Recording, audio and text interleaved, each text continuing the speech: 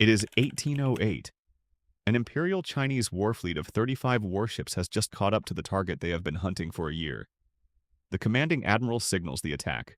Within a few hours, the battle is over, and the Imperial Navy has lost, not partly, not narrowly, but completely. The pirate force they attacked has captured 63 of their ships, pressed most of the surviving crew into service, and sailed away with more firepower than it started with. The commander of that pirate fleet is 33 years old. She started her career on a floating brothel in Canton, and she has just humiliated the most powerful empire in Asia. Her name is Ching Shih, and the Navy is about to have a much worse year. Born around 1775 in Guangdong Province, on the southern coast of China, Ching Shih had a name the history books would mostly forget: Shi Yang. She grew up in poverty and, like many girls in her position, ended up working on a flower boat, which was the polite term the era used for a floating brothel on the Pearl River. On that flower boat, she was not just surviving, she was learning. Her clients included royal courtiers, military commanders, and wealthy merchants who talked too freely in the right company. She learned how power worked, who controlled trade, who owed whom, and how money moved through a system that was supposed to exclude her entirely. By her mid-20s, she had a reputation that reached beyond the harbor, not just for beauty but for wit and strategy, and for a quality that would become extremely relevant later. She knew how to negotiate from a position that looked weak but was not. In 1801, a notorious pirate commander named Zheng Yi came to find her. He was already running a significant fleet across the South China Sea, and he wanted to marry her. She said yes, but only on two conditions: 50% of all earnings and partial command of the fleet. He agreed. Pirate Queen activated.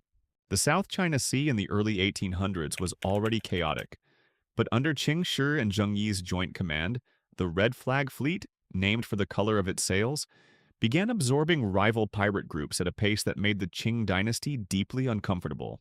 By 1805, they had around 400 junks and somewhere between 40,000 and 70,000 men. For context, Blackbeard, the most famous pirate in the Western world, commanded 4 ships and around 300 men in the same century.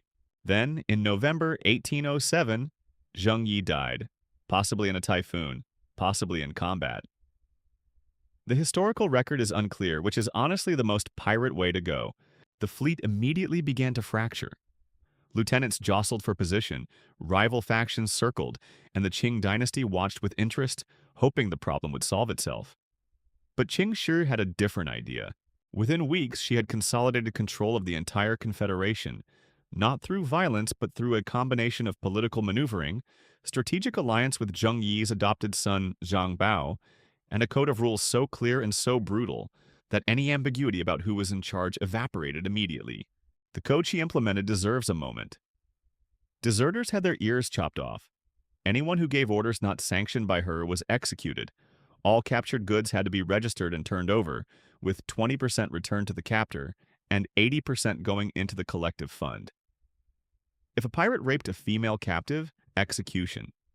If a pirate had sex with a female captive outside of formal marriage, also execution. If a man chose to formally marry a captured woman, he was expected to be faithful to her, or you guessed it, execution. The fleet did not fall apart, it grew. And now the Qing dynasty had a problem on its hands that was considerably larger than before.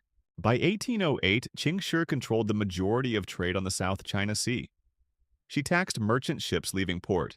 She taxed fishing boats. Coastal towns paid her for protection. The Qing government was collecting less revenue from southern China than she was. The empire decided it was time to end this. They sent Admiral Lin Guoliang with 35 warships to intercept the Red Flag Fleet off the coast of Shenzhen. You already know how this ends. But what you might not know is what Ching Shih did with the ships she captured. She did not sink them. She sailed up to the surviving imperial crews and made an offer. Join us or don't. When you have just watched your admiral's fleet burn in an afternoon, the career change starts looking reasonable. Most of them joined. The Red Flag Fleet left that battle bigger than it arrived. The emperor was furious. He sent a second fleet, 100 ships this time, under a commander named Sun Quan Mu. Ching Shih destroyed it too. At this point, the Qing dynasty did something interesting. Rather than sending a third Chinese fleet to get humiliated, they went to their European contacts, specifically the Portuguese, who controlled Macau and who had already had their own encounters with the Red Flag fleet. The Portuguese came with better ships and better artillery. In September 1809, at what became known as the Battle of the Tiger's Mouth, a joint Chinese-Portuguese fleet tried to bottle Ching Shih's forces into Tungchung Bay. They blockaded the mouth of the bay and sent fire ships, which are vessels intentionally set ablaze and steered into enemy hulls, toward the anchored pirate fleet. Ching Shih had been watching the Portuguese fight for months. She had noticed that their warships were large, heavily armed, and completely useless in shallow water. So when the fire ships came, her fleet did something the Portuguese did not expect. They split. The smaller, shallow-bottomed junks scattered into channels too narrow for Portuguese warships to follow. The fireships passed through empty water and burned themselves out against the shoreline. The blockade held for 3 months. But Ching Shih's fleet kept moving through channels the Portuguese could not enter, kept receiving supplies from coastal villages that were, practically speaking, more afraid of her than the emperor, and eventually wore out the blockading force entirely. By January 1810, the situation had genuinely shifted. The Portuguese had scored real tactical victories with their artillery. The British East India Company had quietly entered the conflict on the imperial side. The Black Flag Fleet, the second largest pirate confederation and Ching Shih's ally, had flipped sides and joined the Qing Navy in exchange for a pardon. 3 major naval powers were now aligned against her, and Ching Shih looked at all of this, calculated her position, and decided that the smartest move was not to keep fighting. In 1810, Ching Shih walked into peace negotiations with the Qing government carrying a list of demands. And if you think calling them demands is an exaggeration, consider who had won every battle up to this point. Full amnesty for herself and the vast majority of her pirates. Her fleet and her crews keep every coin of the wealth they have accumulated. Her husband Zhang Bao, formerly a wanted pirate, receives a formal commission in the Qing Navy with command of 20 ships. The Qing government, which had spent 2 years and the resources of 3 navies trying to destroy her, accepted every single condition. The pirates did not just walk free, they walked free, rich, and with several of them immediately employed by the navy they had been fighting. Zhang Bao became a Qing naval commander, which is, historically speaking, one of the more audacious career pivots on record. Ching Shih walked away from the South China Sea at age 35 with her fortune intact, her life intact, and a retirement plan already in motion. Most pirates historically end their careers badly. Execution, imprisonment, dying at sea, or, in Blackbeard's case, being shot 5 times and stabbed 14 times before eventually getting decapitated, which is the kind of ending that reinforces the career risk warnings. Ching Shih opened a gambling house in Macau. She also ran a salt smuggling operation on the side because apparently one entirely respectable retirement business was not enough. She became respected in Canton society, had a son with Zhang Bao, and lived comfortably and by all accounts peacefully for more than 3 decades.